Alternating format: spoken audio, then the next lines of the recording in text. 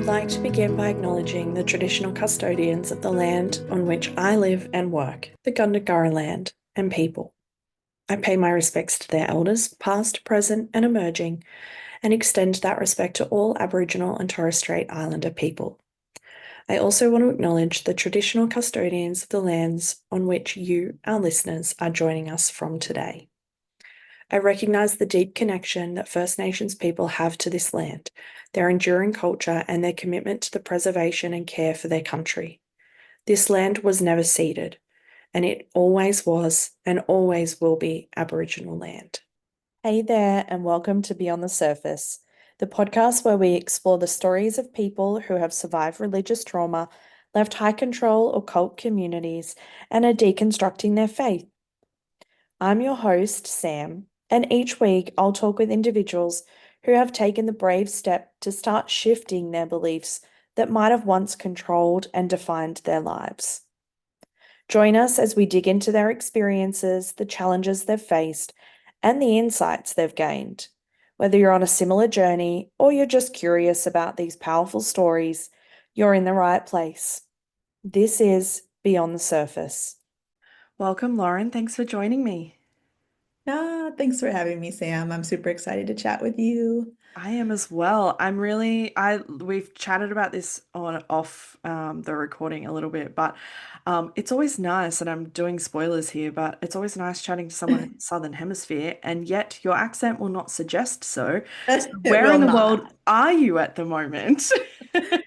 Yes, my husband and I are expats in Thailand. Sometimes we even think to say that we are immigrants in Thailand, which really wigs people out because they're like, well, what do you mean? White people can be immigrants, what?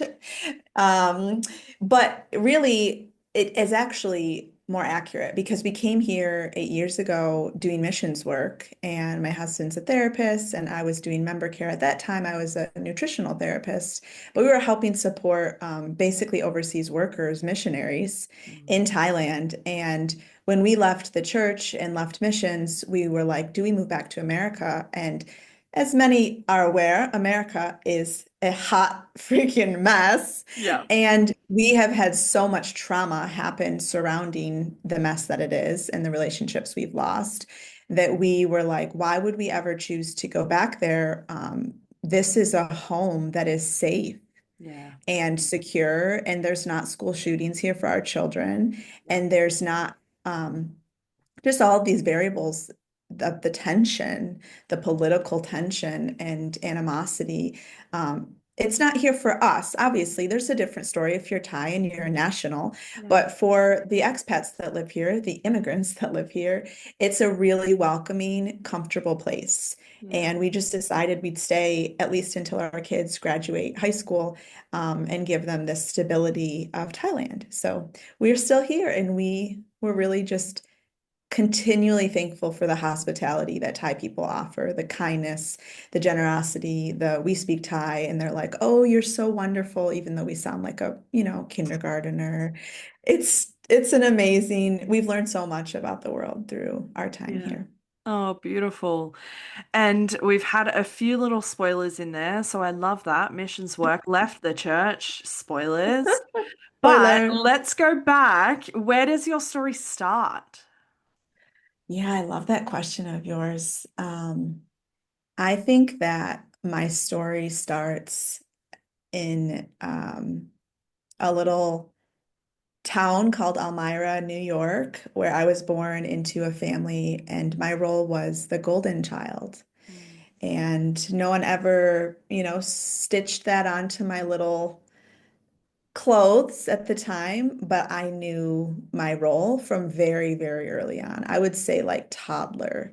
Okay. And that began kind of my shaping of my sense of self, Mm. my nervous system, my how I engaged with the world and with relationships from that point on. Yeah. How did you And know that? What was it about the way that life was that early on? right, I know. I've done, I've published a book called Golden Mm. Child. So I've done a lot of work to figure this out. Like, how the hell did this happen? Yeah. And I think that was the best gift to me in the 3-year writing process was like really getting down through layer after layer after layer and looking at it like on a microscopic level of what is this? How did this develop? And the best I can make sense of it in those early years was um, I had an older brother, 4 years older, older sister, 3 years older, and then I was born. And the older brother was pretty easygoing and just kind of did his own thing in the background. Mm.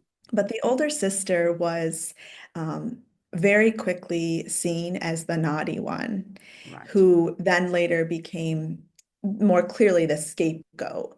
Mm. But when I was born, she was a, toddler, preschooler, I guess preschooler, and she was already quite difficult as far as I can understand from the stories. And in the way that kids perceive things, I saw that and I knew that. And I was very naturally empathetic. See, Mm. it's so hard to know, like what's nature and nurture. I Yeah. don't know. Yeah. But I think at the very least, there was a baseline of empathetic nature in me and attuning and being aware and mindful, which of course we know trauma can also cause that. But I think that was also there to begin with. That's my guess.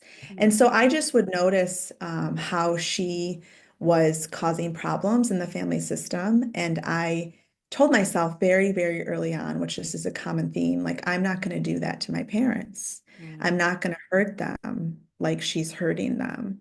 Yeah. And it just shaped my decisions from a very early place. And an interesting dynamic was I actually became the attuner to Mm. her, to my sister. So I was physically very well taken care of, but emotionally, those needs weren't super met. And so I was the one, I kind of got this message early on from my parents. I don't remember a time where it wasn't the message was like, make your sister happy. Yeah. That's your job. Make your sister happy. Yeah. And so I was always trying to stay out of her way, or when we did play, which was a lot, do exactly what she said and fall in line perfectly. Because if she got pissed off, then she would get angry and throw a fit, and then my parents would know, and then they'd be pissed off. So it Mm. was like my compliance was birthed very early, Yeah. unquestioning, loyal compliance. That kind of became my anthem all Yeah. along. And so, I mean, usually we talk about compliance, particularly on this podcast, in terms of, compliance in faith-based, high control faith-based systems. And so, did you grow up with a particular flavor of religion? Hmm.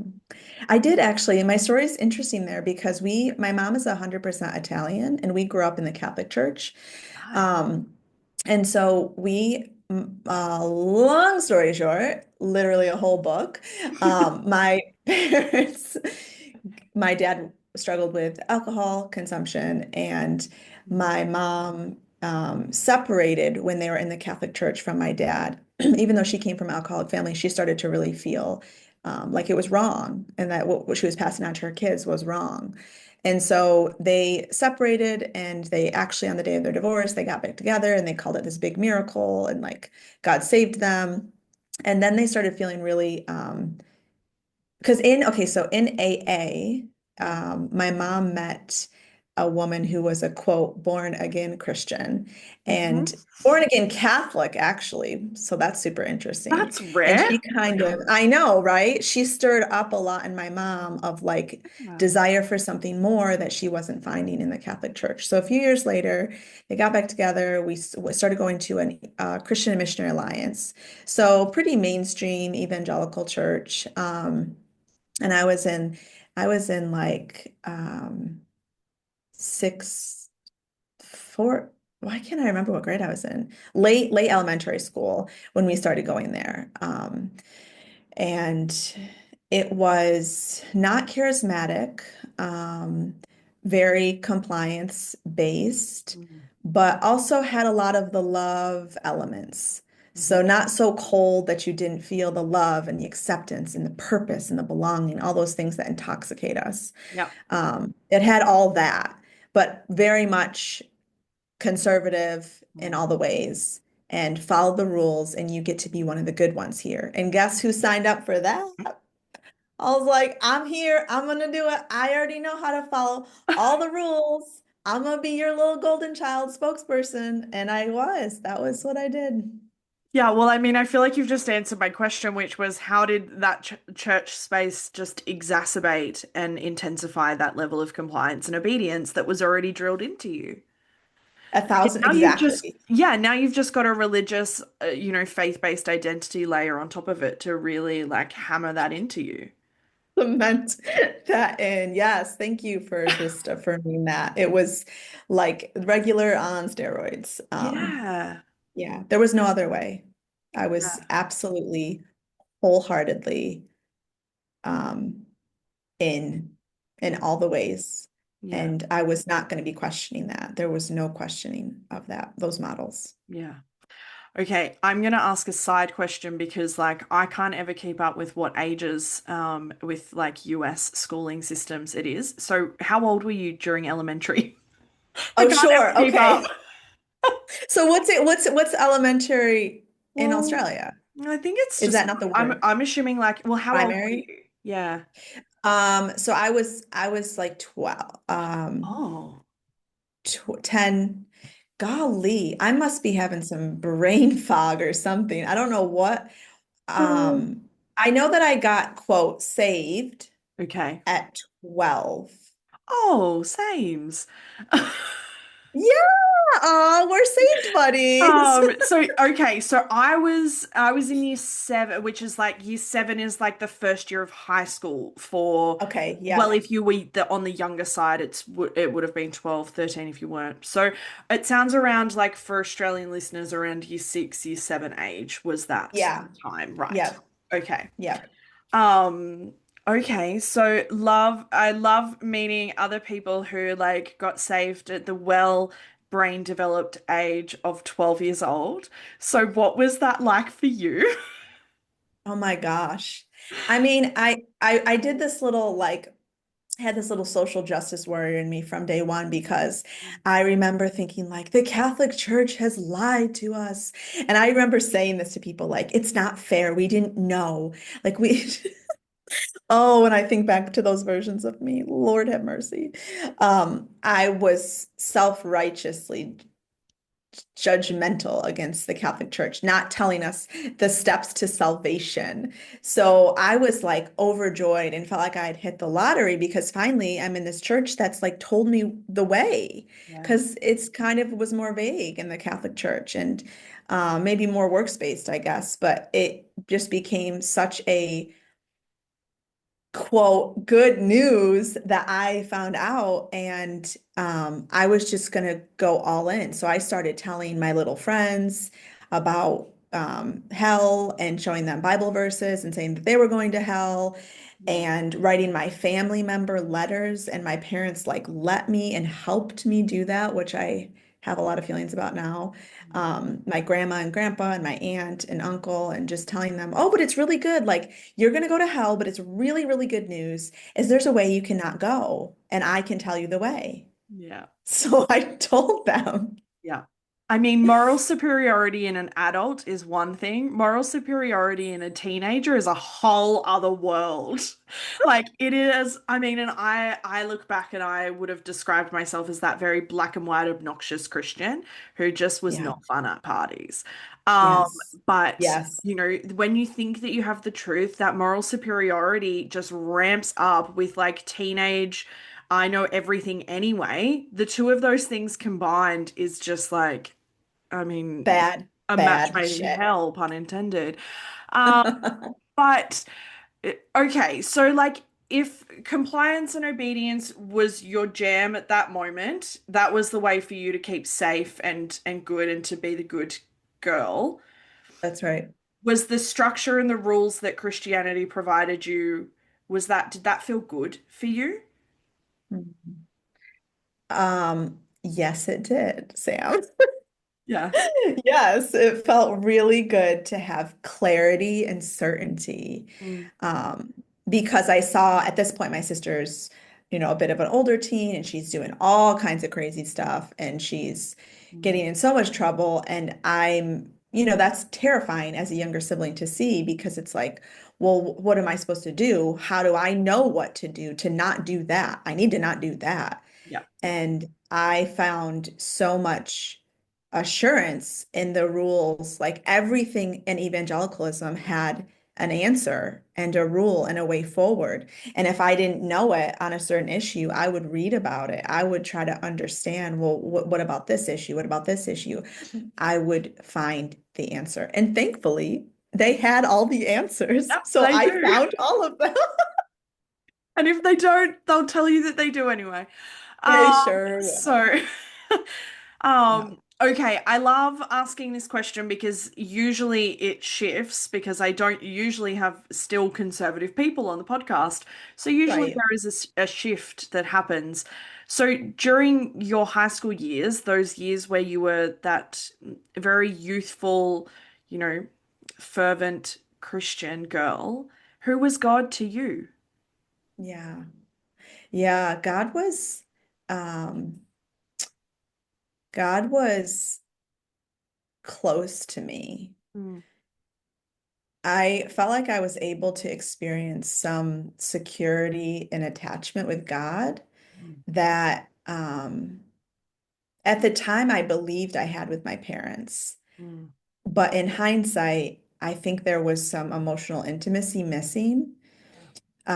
So like they were there for me, they supported me, they loved me, they doted on me as the golden child. I was their prized possession. Um, but there was like a depth to the emotional connection that was missing, and I found that with God. Mm. And I found that through journaling and talking to God and praying to God and finding verses that God would, show me, just me. God would like give me these verses, I felt. So it became really personal to me, and it became really precious and meaningful. And it's like, if God loves me this much, how could I not be Mm. completely, utterly committed to serving him and loyal to everything that he asks? Like, how could I not do that? Yeah. Yeah. Okay. I was going to ask this question earlier on, but I've held off because I wanted to ask those questions just for some. Okay. Usually, when we use terms like golden child and scapegoat and things like that, we are usually referring to families where one or both parents might display some narcissistic traits, or there is some narcissism in the family somewhere, that would require us to develop these roles to keep ourselves safe, and secure Right. and stable in that space. And so, what was your relationship like with your parents while you were in this period of time? Yeah, yeah, that's exactly what I found as well. Um, trying to think about how to communicate. I'm a super direct communicator, Yeah. so I've had to learn as I'm talking about this story publicly, I've had to learn how to um just be mindful about what I'm saying, you know? It's not Yeah. easy for the direct ones in us. Um, the family system was very much, it was rigid Mm, and it was closed. And my dad was definitely the head. mm, So he held the power in the family system. And my mom was more of the enabler, which you'll often see in those family systems, of the one who has the more of the narcissistic tendencies, and yeah. then the one who enables them, which was also the dynamic that was happening when he was abusing alcohol, Yeah. is that she was the enabler. So unfortunately, they got back together miraculously, but there wasn't an ounce of inner work Mm, healing that was done. Nothing was done. He didn't even go to Al-Anon meetings yeah. to recover, to try and figure out, why he became alcoholic in the first place. Because that wasn't the model that he was even thinking of. It's just like, oh, well, I'm not drinking, I'm not doing the bad thing, and now I'm better. But unfortunately, all of those dynamics that led to Mm, alcoholism and then the enabling were still very much intact in our family system, even though there was not a drop of booze in the house. yeah. And because of that, my there's this common dynamic in significantly dysfunctional family systems slash narcissistic family systems where there's idealization and devaluation, and they often bounce the people in charge of the system often bounce people back and forth from those roles, but they also often have that's where the roles come from. Like, so I was the golden child. I was the idealized child, and everything I did was good, and there was no bad motive in me, and there was no bad anything in me. I was only good. I was only pure. And then the devaluation is the scapegoat role, which was my sister. It was the same thing, but opposite. There was nothing good in her. Every motive she had was bad. Yeah. Every difference and way outside the box that she thought in the artistic artistry that she kind of lived her life with, that was all, you know, on the outside. That wasn't part of the in circle. So the scapegoating and the golden child and the scapegoat roles kind of give the framework to keep the system intact, and like you said, to protect yourself, for the people in charge of the system to protect themselves, and to have that projection of good and then that scapegoating of the bad really helps them deal with their very poor sense of self. Mm. And they have to, project that out onto their children. And unfortunately, neither one of those roles gets to be themselves, to be their authentic, individuated self, from very early on. Yeah, I'm wondering whether like you are comfy sharing a little bit about what that was like for you, because I'm sure there are people listening who were not the golden child in their family and they were perhaps played other roles, going, Yeah. well, surely it's great to be the golden child. Right. Like you're the favorite, the quote unquote favorite in the system, right? So, um, but whilst it's, lovely language like golden and favorite and all of that sort of thing, the reality of living as that child is a really different experience. What was that like for you? Yeah. And to be completely honest, in the middle of it, Mm. without the knowledge that that's what's happening and that there are repercussions for that, Mm. it was wonderful. Yeah. Like, that's what's very unique about my story and why I wrote this book, is because there is this subset of people who didn't experience the harsh traumas, betrayals, and abandonment by their parents until they stepped out of their role. Yeah. Whereas a lot of people experience it their whole life. It's from the beginning that they're being so hurt by their parents. There is this group of people, and it's not that small, Yeah. who really do follow the rules in their faith system and in their family system. And they get these gorgeous benefits of this decent pseudo attachment, pseudo secure attachment, where you're getting delight, you're getting the benefit of the doubt, you're getting mutual love and respect and reciprocation, you're getting uh, to be chosen, to be seen, to be valued, to be given, you know, for your voice to even matter to the degree that it can. If your voice is being used within the system, then it matters. Okay, you want to be a vegetarian in fourth grade? Go ahead, honey. We've got your back. Mm. Okay, you want to be the pink Power Ranger because you love little girls that are strong and feisty, but also feminine. Okay, go ahead. Like, if it fit within the parameters, then I did have a voice and I did have a say. And so I actually developed this pretty, it's so weird to say, but also I think makes sense, this pretty robust sense of self, Mm. which is what the scapegoat and other roles are not really able to develop. Yeah. And so I hold this kind of dichotomy within me of, I absolutely owe so much to the fact that I got to be the golden child. Like, it helped me actually eventually leave the system. Yeah. It gave me the strength to do the hardest thing, which was to find my actual self, to go on in this search for my authentic self. Yeah. Um, and a lot of, my siblings didn't gain that, and they have challenges in adulthood that I don't have Mm. because I had developed a strong sense of self, even though it was a bit unrealistic. Like, I wasn't golden. I was just me. I Yeah. was just me. And that was great. We were all golden, right? Like, everyone had their own unique thing to bring to the table.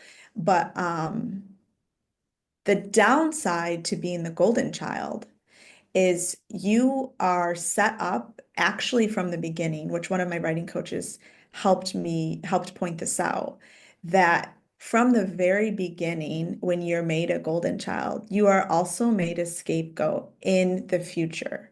Yeah. Because there's no one, or very few people, I should say, that can uphold those standards of perfection and of merging with your parents' views across the board at all times. At some point in your life, you're going to have to start questioning and step out of that role.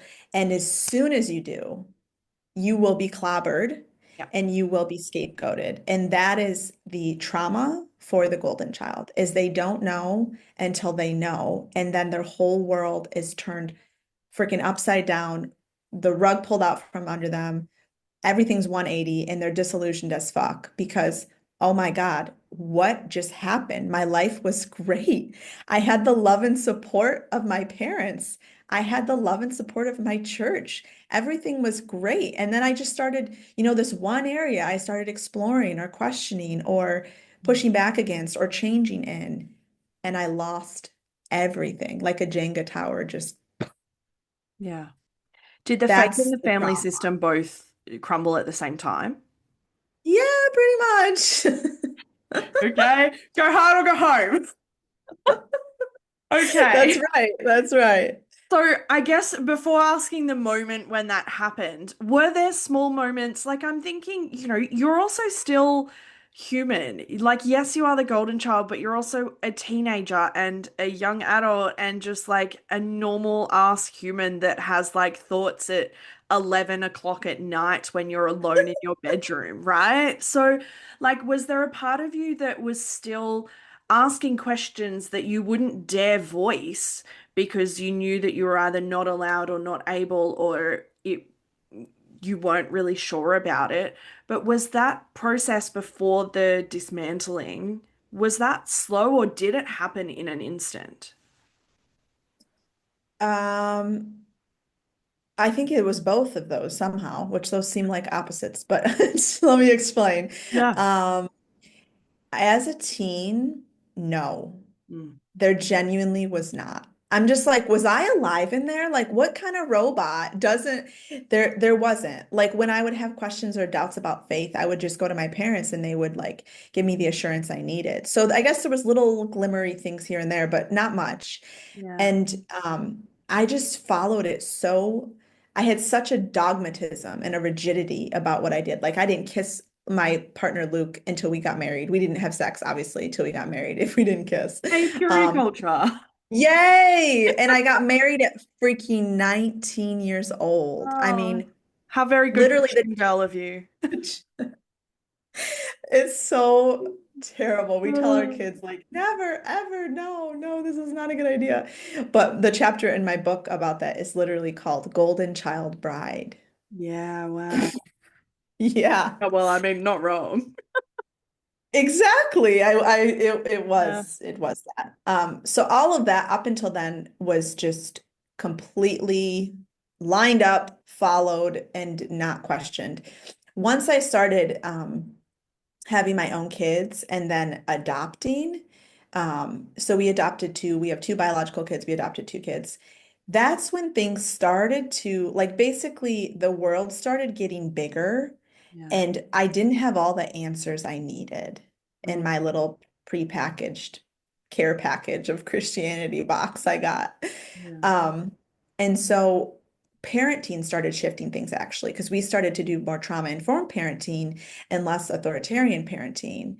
And they were very uncomfortable with that. So we would have to be really careful and tiptoe around that.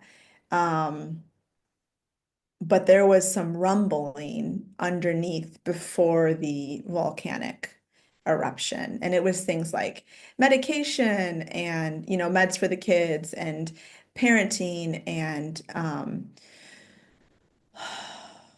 diagnoses like ADHD, things like that they didn't see as valid. And just different parenting decisions we were making or schooling decisions, like they wanted us to, hilariously, my mom didn't homeschool, but they wanted us to homeschool and they wanted us to do all these, I know it's kind of funny, all these very right-wing conservative things. And we were kind of evolving in a more bigger eclectic way, especially as we were adding adoption into the mix and then biracial children. And it was like, the room we were in was not big enough to contain all the complexity that we now were swimming in. And so we had to find bigger spaces. And that's what happened in 2015 when the volcano started to Okay. spray. Yeah, Yeah. right. And I imagine, like, I think you guys are in America at this point, right? So, like, Yeah. you can't escape the political landscape and the impact that that would have been having on parenting and also on the flavor of religion that you're in, like the flavor of evangelical Christianity and all of that sort of thing. But which I'm sure we will talk about because there's the whole Christian nationalism aspect. But I want to ask how it impacted you going into your relationship with Luke and getting married to Luke, being the Hmm. golden child, going in to that. Were you the golden bride? Of What would course Luke I say about was. that? Well, it's Oh actually God. really sad because thank God we were best friends. I mean, that was the only thing that saved us. Because who gets married that young with all of that freaking fundamentalist ideals? It was just not, it was not going to be likely that we succeeded. However, we were best friends and that was real. And what we developed, we kind of saw something in each other that our family systems didn't have, which is the magic of chemistry, right? And how we go for people that we need, not always, but you know what I mean? Um, so it's sad because I went in very much feeling golden and feeling right about everything because that's what I was told my whole life. Yeah. And he went in feeling he wasn't a scapegoat per se, but he definitely had CPTSD and lots of shame and didn't feel good. That was one of his like core woundings, is like I'm not good, which also came from Christianity.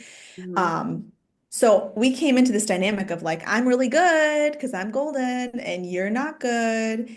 And then this continued for years of like, well, I'm clearly right about this and you clearly need to change. And not to say that there wasn't things that did need to change. He had a lot of trauma and he brought that into the relationship. But that dynamic was so unfair and it was so painful and like there's still remnants of it even today 20 years later that we like, oh, that just came up again. You just set the stage of that argument like you were like all knowing and all right again. And I'm like, oh my God, I did it again. Yeah. So those foundational ways of um, being in the world and relating, they don't just go away after they're shaped into us, like built into us. Trying to remember your original question. Was I like the golden bride? Yeah, I was, girl. I did it. I did all the things and I did them all right. And even if I didn't, I did. Um, That's right. the, I mean, it's like a double whammy of like I use the term mental gymnastics when talking about I like love the it. things that we try to make sense, particularly in like high control phase systems. But you're doing that in a family sense as well. Like you're making shit make sense that doesn't make sense because Yeah, it's the only way to survive that system. that's right. That's Um, right. and so, okay, so what happened in 2015 when shit hit the fan? That's a Two very words. that's a very Australian saying, isn't it? I just Shit realized. hit the fan? Yeah. No, we totally say Oh, that. That's a good. shared saying. Yeah. Um, the two words, Okay. I might need to bleep them out. Donald Trump. Ew. Gross. I feel like even here in Australia, we have like a visceral reaction. Right? Yeah. No, Okay. actually, it's hard to say. It's really hard to say. Yeah. Um, he came on the scene in 2015. Before he was elected, he was chosen to be like the candidate. So he was like the one all the Republicans picked to run. And when that happened, we were just went into a tailspin, my husband and I, of like, wait, what?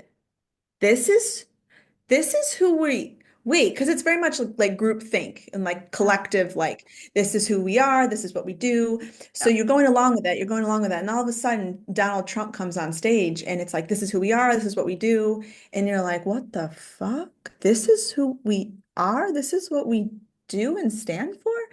Yeah. And we were just very, very confused. Like, talk about mental gymnastics needed Yeah. to justify a person and a life such as that as your new savior. Mm-hmm. Um, so we just started questioning. It was the first time. And honestly, so Black Lives Matter was really going strong at that time because unfortunately, because of the tragedies that were happening. Yeah. But that's when I started seeing articles about white privilege and white supremacy. And honest to God, I swear I never heard these words before. That's how blind you are when you're blind. Mm-hmm. Like But I you did can't have not something know like that penetrate the bubble when that's what the bubble is built on, right? that exactly. How could you? Yeah. Yeah, it's like a missile defense system. Yeah. It's around you and it is needed to build the missiles inside or something like really wonky Yeah. like that. Like you have to have it to have the toxic bad stuff inside, which is the white supremacy. So I just remember thinking, what are these words? Why have I never heard this before? And I was reading it and it made perfect sense.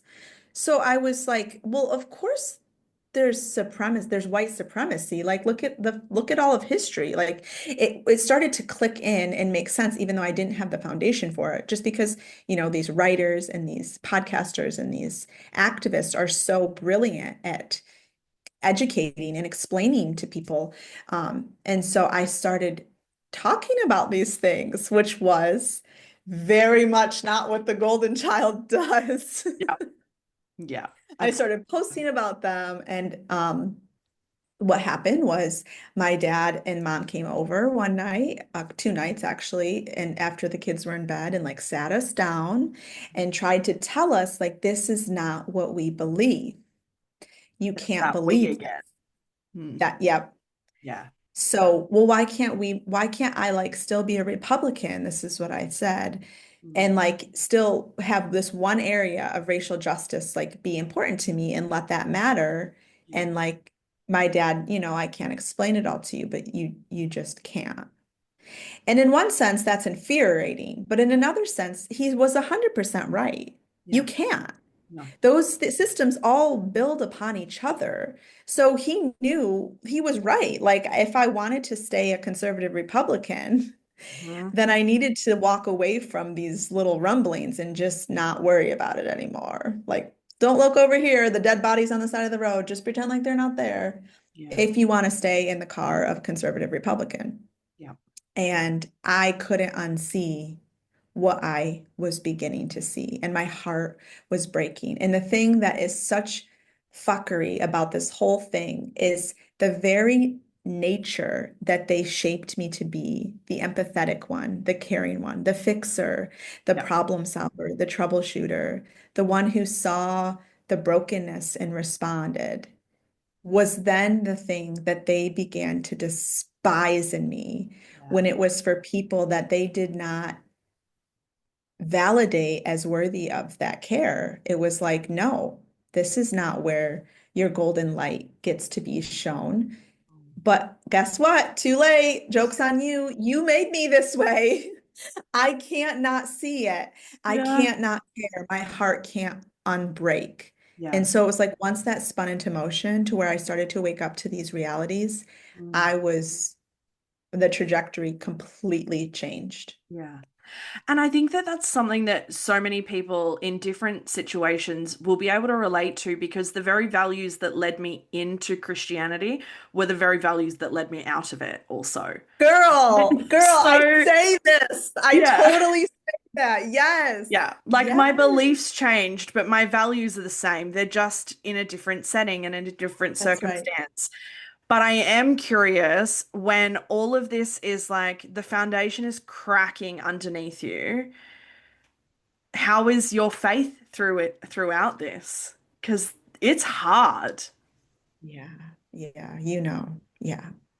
It's, it was like a lifeline in some ways in the Mm, beginning, yeah. because it was just like, oh, well, these people don't see the true gospel. It Mm, was like I reframed it in a way that helped me make sense of, and I think there's still truth to that. Like, that's not Jesus. Like, Donald Trump is not like Jesus. That's no, I often will say, um like, I don't have a problem with Jesus. I reckon he seems like a pretty cool guy. We'd probably be friends right, anyways, like in this day and age, because I'm right, pretty sure we have the same values. But right. Yes, the that's whole not what we're system built talking about. around it. No, it's Yeah. not. That's exactly it. That's not what we're talking about. But I was at that time Mm, trying to make it still work, yeah. and really like kind of making my faith my own at that time, of like what Mm, even, is faith, and what do I believe? And but it was still like it was like progressive Christianity. That's what it was becoming, which was a huge jump and a really important bridge for where I'm at now, which is probably where I'll be, for a long time. But who knows? I'm open to shifting. People shift all the time. yeah. And the story is all about shifting. But I yes, I was confused by God, but I also knew, like, something that Luke and I talk about a lot is we really believed, we took seriously what we were taught, and we really believed like that God loved all people, Yeah. and that the world was like such a meaningful, that there was sacredness in humanity,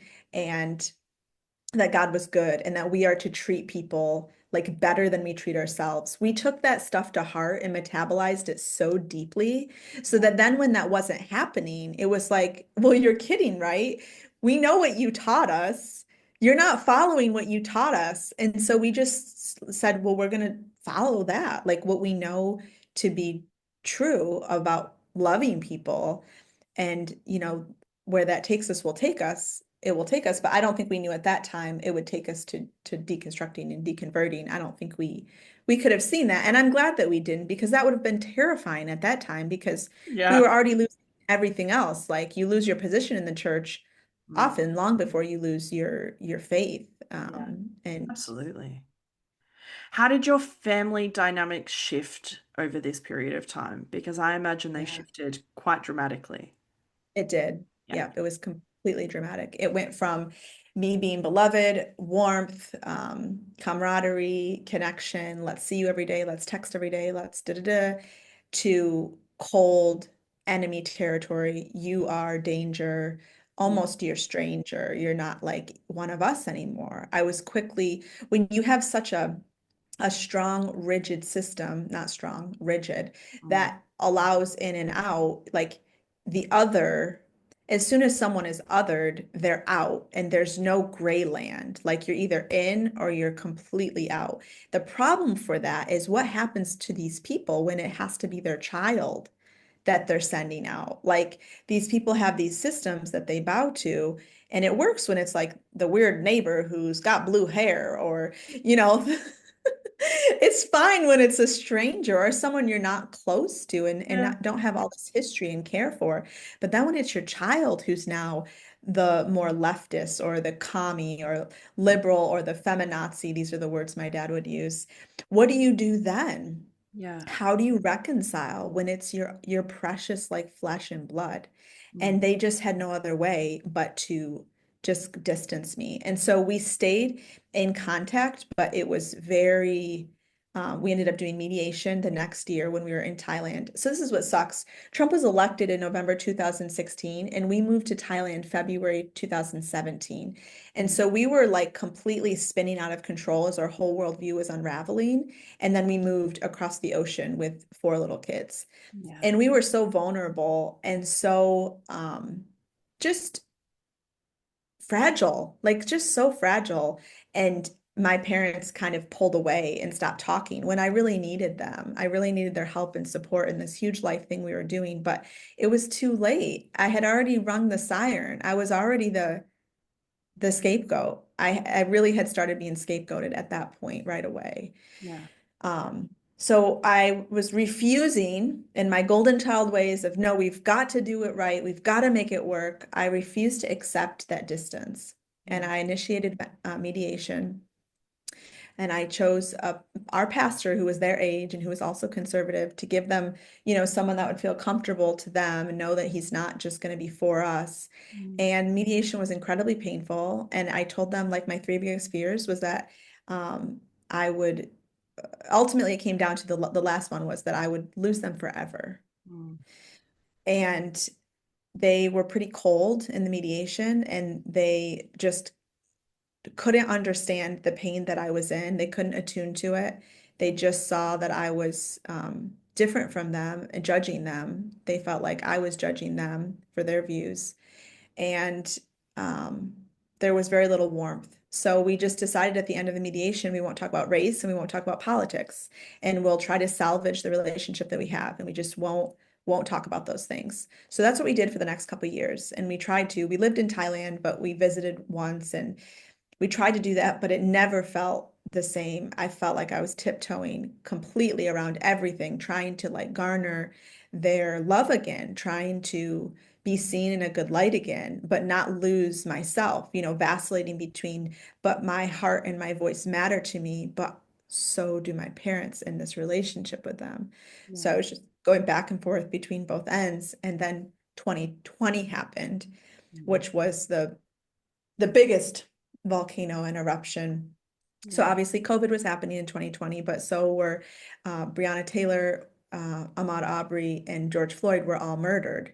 Yeah. And during that time, we were staying with my family because we got stuck in the States for COVID, long story short. Um, and we ended up going back up to New York. They live in Tennessee down south, and we ended up going back up to New York where we were from and staying with Luke's family and seeing all our church and family up there. But we ended up staying in the distance of us staying up there and not talking for months. They kind of just got icy cold when we started talking again on social media about these deaths and about Yeah. racial inequality and things of that nature. I wasn't even talking about Trump at this point. I didn't even talk about him.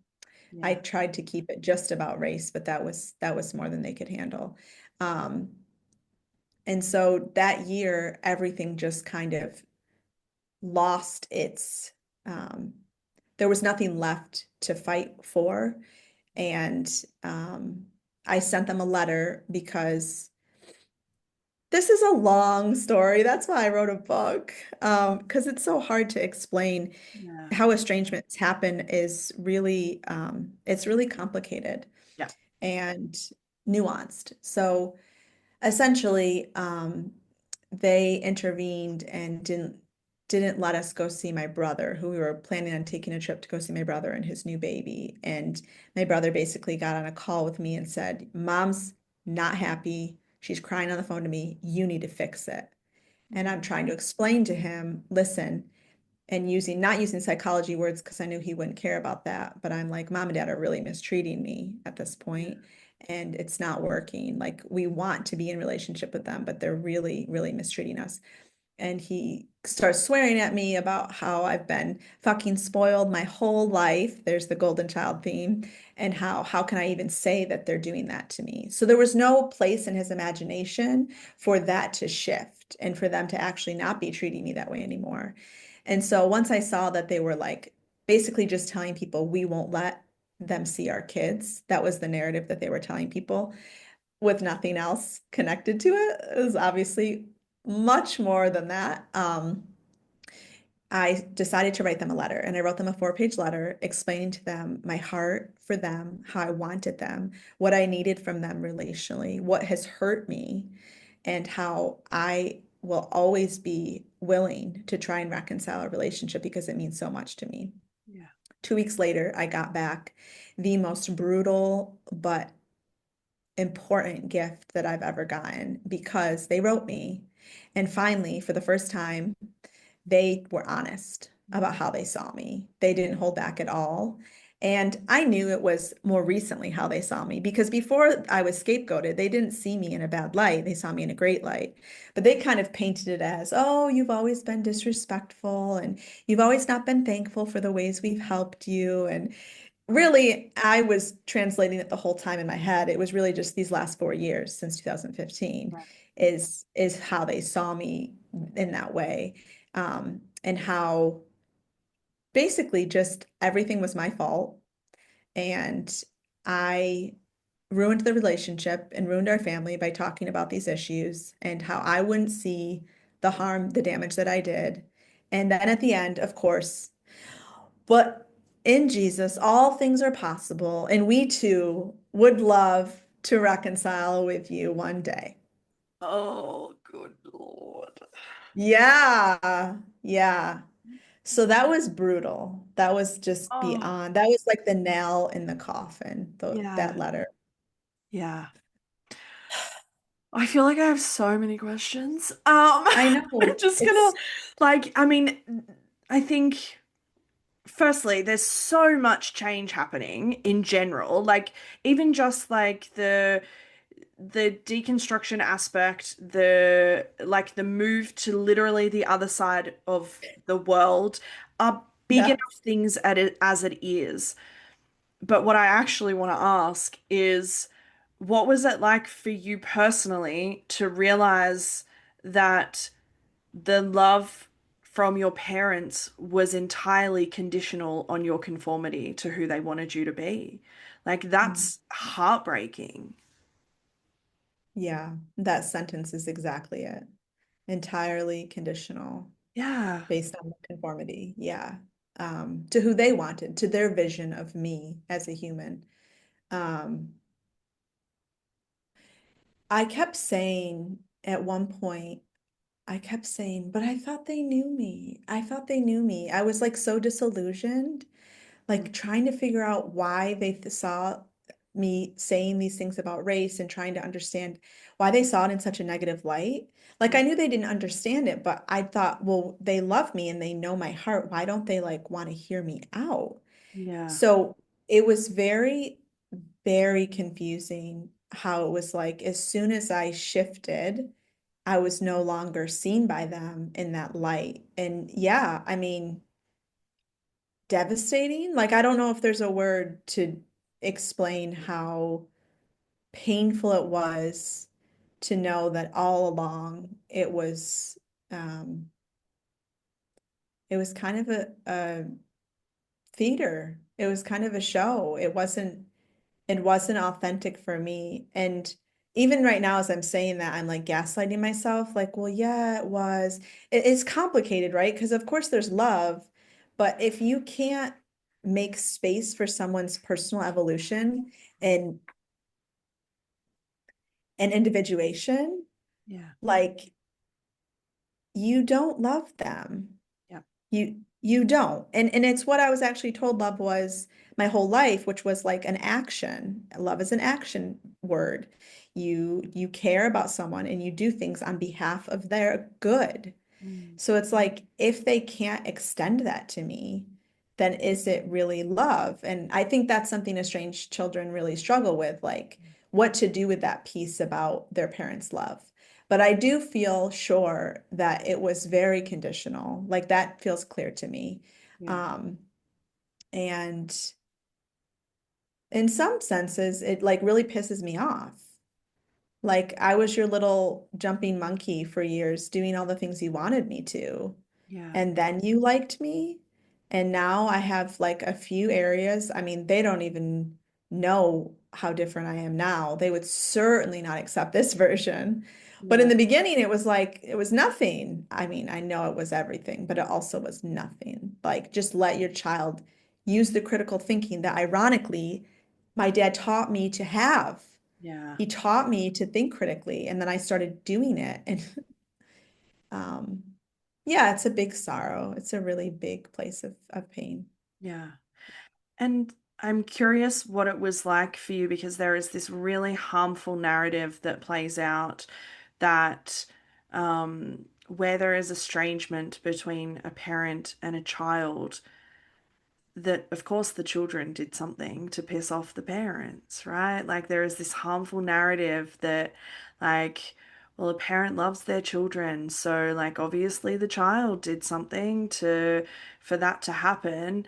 And I mean, I'm yet I'm yet to find that usually, right? So like what was that like for you? And like was that narrative external, but like you just use the term then in terms of like you're almost gaslighting yourself. Was that narrative also a little bit internal as well for a while? Mm. Mm.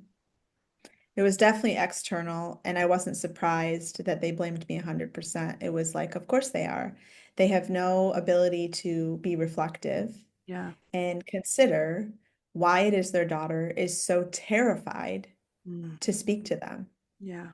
Why would your daughter, who adored you her whole damn life, you were like God to her, why all of a sudden is she shaking Mm. when you text her? Yeah. No imagination, no curiosity about that.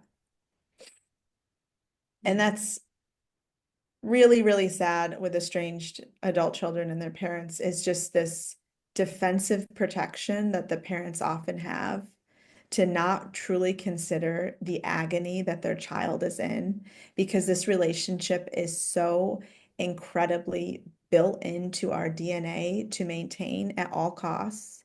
Yeah. And that's what we do as children. We maintain it at all costs Mm.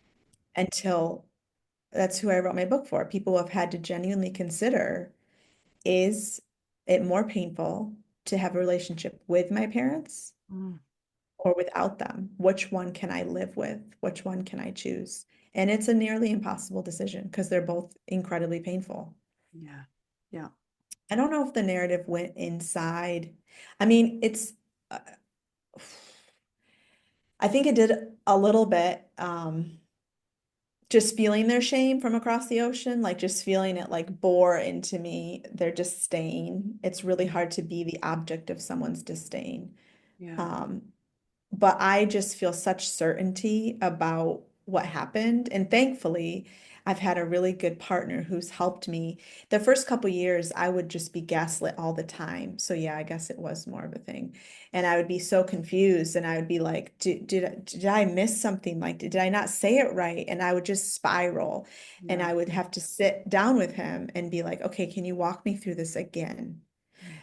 A week later, okay, I'm really confused again. Can you walk me through this again? Please help me see what I need to see.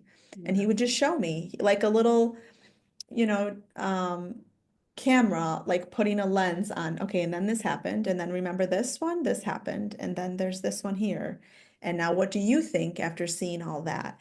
And I had to like reorient and recalibrate my internal monologue about this all the time. And so, yeah, I guess now I have the advantage of really feeling very confident.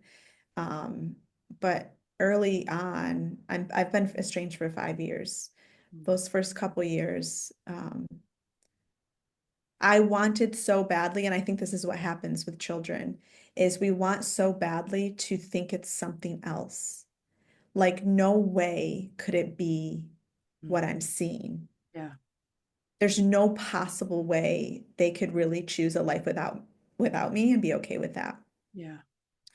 And so we look for any other possible explanation. And usually that's at our own expense. Well, I didn't say it good enough, or well, I was disrespectful, or I wasn't thankful enough when they helped lend me their car, or I didn't do this, or I didn't do that. So it's like we look for any example possible that could explain um, why they've turned cold Yeah. and why they're gone. Why the still face, that experiment where Yeah. the baby's crying out for the parent and the parent no longer responds. I would have that dream. Oh my God.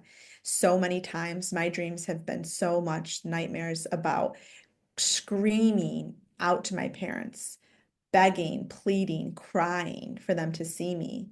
And it was like there was just glass between us. They just stared at me and no impact, no response. And that's what children need to know is that I impact you. You see me. You feel pain when you see my pain. Yeah. That's the nature, the beautiful dance of attunement and co-regulation. That's the magic of relationships. And once that's gone, to try to like reconcile how that is possible, especially like you said, with all the narratives we've heard our whole lives about, well, parents always love their children. They love them Yeah. more than anyone in the world. Yeah. Um, it's sometimes we do go to ourselves, and I see that a lot in clients and in other folks that Mm. it's just, it's got to be me because to accept that it's not me and that they really have chosen to stop loving me well or to never love me well, have loved me well is so painful. And so that brings me to like a lot of the acceptance and grief work I've done. I've Mm. done so much work around acceptance and grief. I Yeah. feel like they go really well together. And that's how I've been able to live in the story, knowing the truth, not having to live in denial, really, really living in the truest version of this story, is through accepting reality and living in reality, and then grieving that over and over and over again. Yeah. I think acceptance is one of the most beautiful things when we are living in the painful cycle and circular thinking of trying to make sense of something that doesn't and should never make sense. And Exactly. acceptance is the only way, I think, The only way. it's the only way we can do that. Yeah.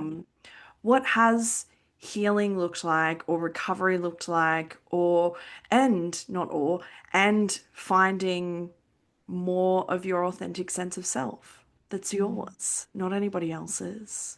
that's right. Yeah, it's such a privilege to get to do that. Mm. And that's why I will always say it's worth it, even though the losses have been and continue to be and will forever mark my life, Mm. massive.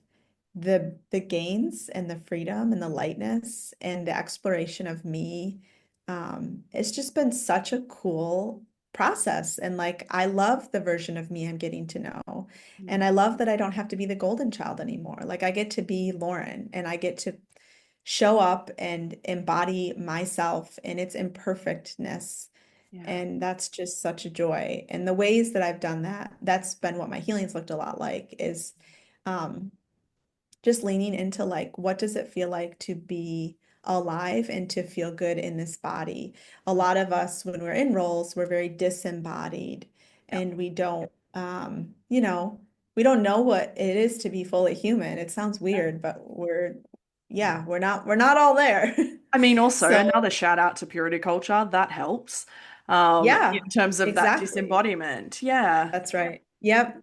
So like stepping into my more fully free self Yeah. without the restraints of the religious system or the golden child role in the family system has just been really cool. And some of the main ways that I feel like have led to more healing and more integration of like my true self would be body related things. So like yoga, actually the gym, super surprising. I had chronic illness. That's a huge part of my story I didn't even share.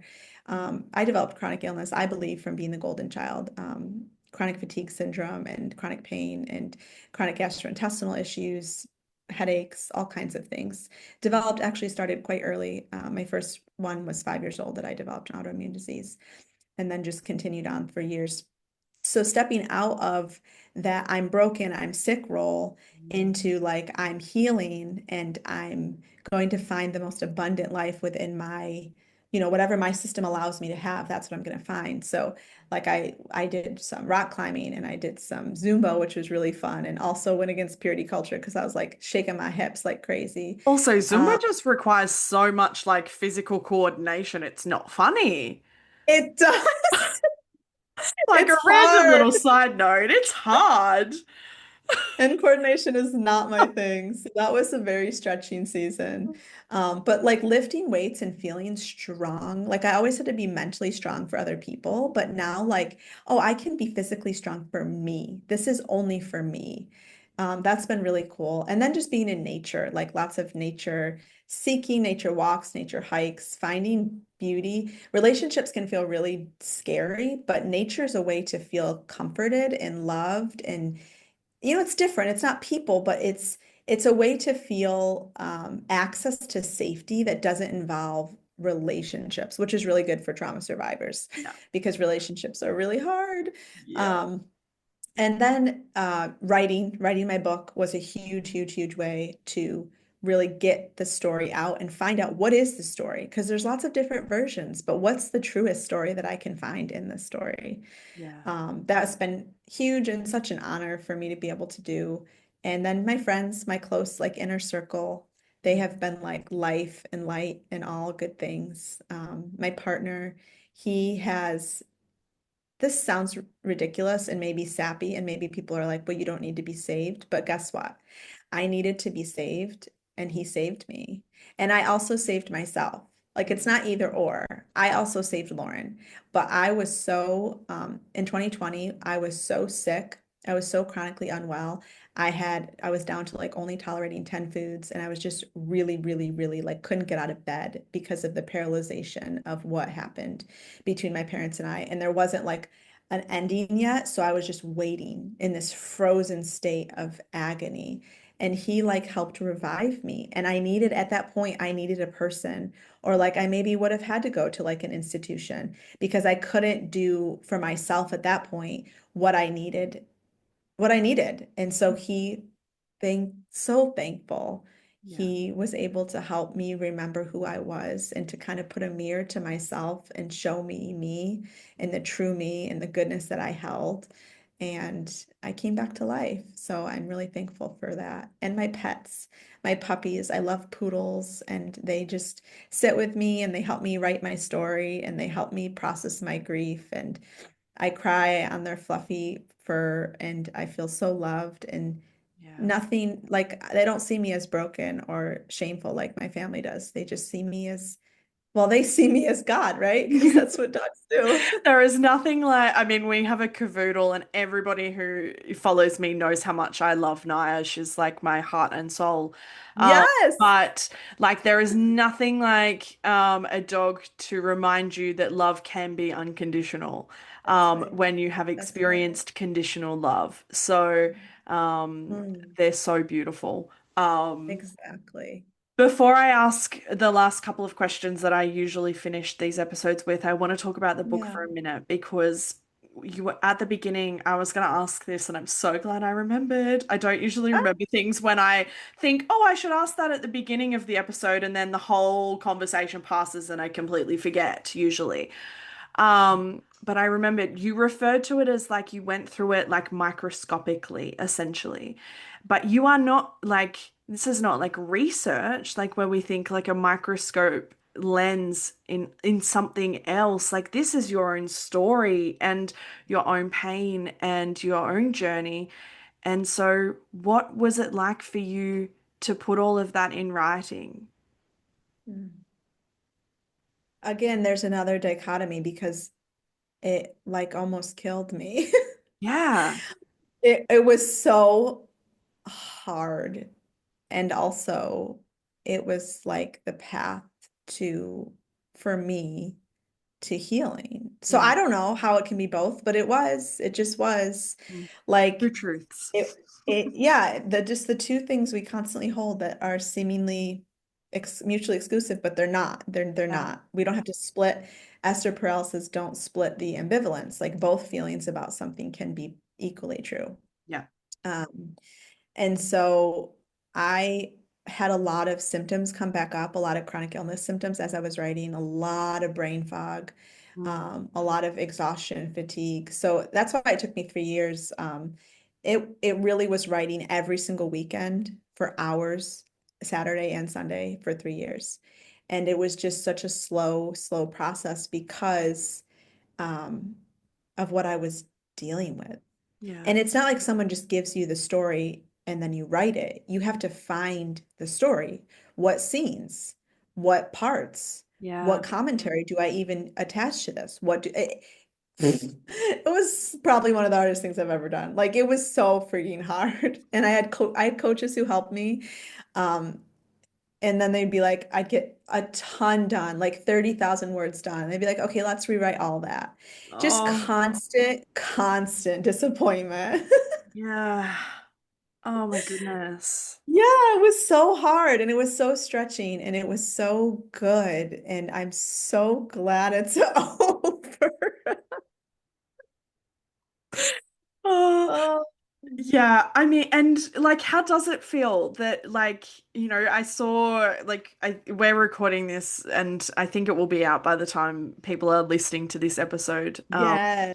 But like, I just saw your reel on Instagram where you got like you got the copy and you held it in your hands. Like, what was that moment like for you? Yeah. Yeah, that was just this week. That was just a couple days ago. It felt amazing. It's like all of this work that's kind of spread out on Word documents and in your head. And Mm, it's all this abstract thing for a while, for 3 years, I should say. And then you like get this bound book, and it's like, oh my God, my story's a book. Like, how yeah. did I do this? I followed all these specifications and word counts and sizes and this and that and chapter sizes, and I got it into a book. It felt incredible. It Yeah. felt so cozy and delicious, and I was so thankful. Yeah. And as a quick side note, before I get to these last final questions, it's so freaking pretty. Oh, Like, I love it's it. just so pretty. Like, I love Oh, aesthetics. Like I said to you before we girl, me started, like, too. I love your background for people who do like watch the reel and things like that. But it's so pretty. It's just, yeah, Oh. beautiful. Shout out to the book designers on Yeah. Instagram. They did an incredible job painting my vision and just making it so much more beautiful than I even could have pictured. I love that. I'm trying to figure out what tattoo to get. I promised myself once the Um, book was out, I was gonna get a tattoo like to commemorate it. So I'm still not quite sure. I might do like a little cage because yeah. the whole idea is like I was in a golden cage and I got out. A little tiny like bird cage with an open door and nothing in it. I don't know. I don't want to do a bird necessarily. I feel like it's a bit cliche, but maybe we'll see. It'll come to you. I love It'll come. this. Yeah. I love that Yeah. idea. Aw. Okay, so I love to do full circle questions to mirror back one of the ones that I've already asked. Like, what is spirituality like for you now? Yeah. So I got rid of the certainty, and I Hmm. think that characterizes my spirituality the most is Yeah. like I refuse to get stuck back into those binaries or those rigid places of certainty because honestly, that's what got us into this mess in the first place is the rigidity. So my spirituality is spacious and is open and is curious and is Mm. like full of wonder and um is also not on a time crunch. Yeah. Like I get to figure out where I'm at with that in my own time. And that was something that was really important at first because I was so ready to like repackage it all and get it all figured out in like a new version. Yeah. And I just sense such a permission to just not do that. Yeah. Like wide open spaces. I get to go as I go and see where I land. And for now, it's like I believe, I hope, I think maybe that there is the divine Mm. somewhere with us. I hope so. Yeah. I feel like for a lot of us, it's hard to imagine there not being anything. Mm. And I'm also open that that may be true and that this may all just be biology that is happening. And all of these interactions as I'm looking at you and feeling like love towards you, it's like, oh, that's just my neurotransmitters. It's just science. Yeah, like there's nothing more. Yeah. But I tend to think that there's more. I just see such a sacredness in humans and such Yeah. like deeper meaning and purpose that it's hard to believe that it's truly just biology. Yeah. Um, but I don't know. Beyond that, I don't know. Yeah. And so that's where I swim. There's a quote by Suleika Juad who wrote between two worlds, I believe. She had cancer and I think she has cancer again. She's a young person. She's actually partners with John Batiste, who is a musician, and he just had a Netflix special. Anyways, she wrote this beautiful, beautiful book. And one of the quotes in it that I put in my book is, my greatest work, I'm saying it not verbatim, but my greatest work is to learn to live, to swim in the ocean of not knowing. Mm. Like this is where we swim. This is Yeah. our space. And to learn to do that, when you can really do that, it's so incredibly freeing. Yeah. And life can be so full and feel so good when you don't have to know. Yeah. Absolutely. I talk about it a lot, that the freedom that comes when you can say, particularly when it comes to like big existential questions like around faith and religion and the universe and Yeah. all of that, the freedom to be able to say, I don't know, and for that to not instill automatic anxiety Air. and existential Yeah. terror. Yeah, it's really nice. And to one day be able to think and believe and perceive one thing, and then for tomorrow to for it to be something different and for that to be okay. Is a Yes. really beautiful place to land. Yeah. So Mm. I like to end these episodes with some encouragement for people. I have a range of listeners from, people who are fresh in this space to people who have been doing it Okay. for a number of years. But I particularly want to speak to those who have family estrangement with their parents in particular. What would you say to someone who is navigating that personally? Mm. Mm. Oh, I'm just so incredibly sorry. Yeah. Like this was never, ever, ever in any world or dimension or galaxy the way it was supposed to be. Mm. And the losses connected to it, really only people who have lost their parents can know Yeah. because it's so layered and so like you can have one memory just crash you for a whole day because your entire world is made up of the framework of them being in it.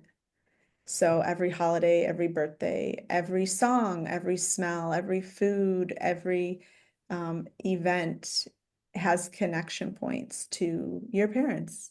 Mm.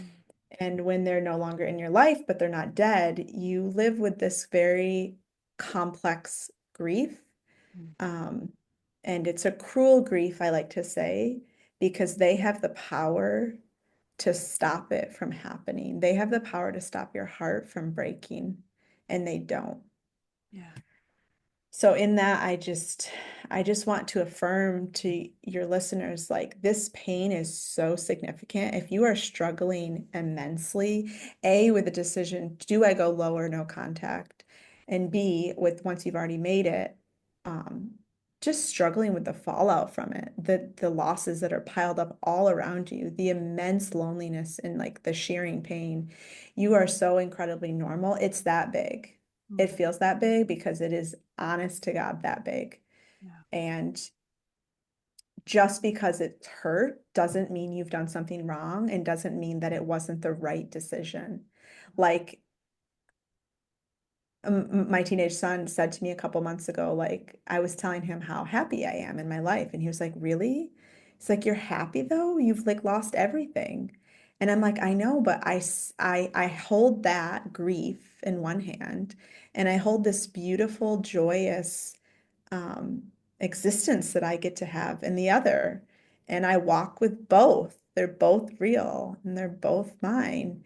And the grief does not need to cancel out. It can at times, like if you're in a season where you don't have the joy and abundance, hello, completely normal. Like my grief seasons were years Yeah. where I had a very hard time feeling good feelings too.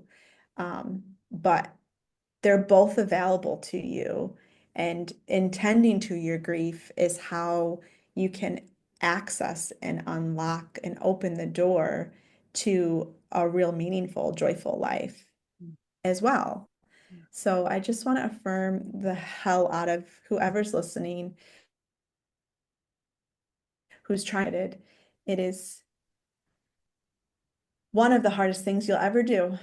And you're not alone in that. There's a huge, huge body of people, collective of people that know this pain really, really well. Mm. And that, yeah, you're not alone. And you're super freaking brave to choose yourself and to choose the possibility of a life that's not so full of trauma and mistreatment and dysfunctional relationships so that you can have a good go at the rest of the life you have. It's super, super brave, and I just applaud you and give you a big, big hug. Oh, beautiful. Thank you so much. That was beautiful, and I'm not saying anything after that. Um, but except for back at you in terms of the bravery, and also thank you so much for joining me today. It has been an absolute delight. I'm so sorry that you're sitting here telling me this story, and I'm so thankful for you sitting here telling the story as well. So, it's been an absolute joy to talk to you. To Sam, such a gift. Thanks for tuning in to this episode of Beyond the Surface. I hope you found today's conversation as insightful and inspiring as I did. If you enjoyed the episode, be sure to subscribe, leave a review, and share it with others who might benefit from these stories. Stay connected with us on social media for updates and more content. I love connecting with all of you. Remember, no matter where you are on your journey, you're not alone. Until next time, keep exploring, keep questioning, and keep moving forward. Take care.